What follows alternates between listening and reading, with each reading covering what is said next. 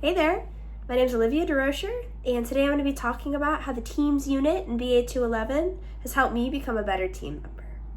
So going into this, I honestly thought that I had a great idea of how to be a team member. Submit your part of the work, do things on time, step into lead if you need to.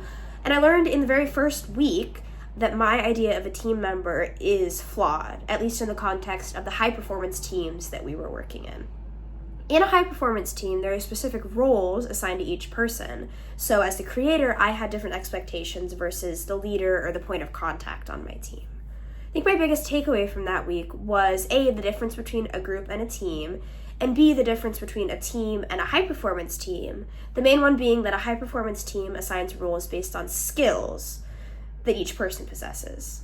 I think this is certainly better than the approach that I've been used to taking in classes, the divide and conquer type approach that tends to lead to issues like the ones that we discussed in week 2. We learned about group conflicts, and I was most interested in the concept of workarounds, mainly because I hadn't really thought of them as a bad thing. I thought that if someone is doing things differently than the way the group expects, then that's fine as long as they get it done. What I had failed to realize that task flow is much more important than it seems on the surface. I've certainly been guilty of workarounds. I've done things differently than a group expects just because it's what works for me, but it's definitely something that I can improve on, communicating with the group to make sure that things are done in the way that everyone expects to maintain that task flow. I was also interested in the way that we examined our group relationships, how different people in our group interact. We didn't have any major interpersonal issues come up in our group, but we were able to see how they could have possibly arisen and then take care of them before it happened. For example, we had 2 members of the group that were fairly isolated from the others, and then there were other ones that acted as links between the isolated groups and the rest of us. It was really nice to be able to reflect on my own working relationships in week 2, and that carried on to work 3, where we talked about the developmental diamond.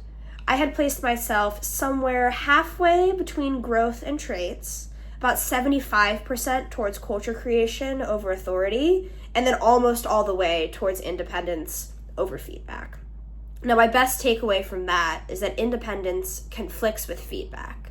Certainly the two can coexist, but it's a lot harder to value others' opinions when you value your own so highly. This definitely brings down my ability to be a good team member, and so in the past couple weeks, I've been trying, and I think succeeding, to value other people's feedback over my own. Finally, in the 4th week, we talked about the Tetlock method of estimating, and to be honest, I had no idea how that related to teamwork while we were doing it. What I realized in thinking about it just recently is that it was less about the process of estimating and more about questioning our assumptions about reality, something that's been repeated so many times throughout this class.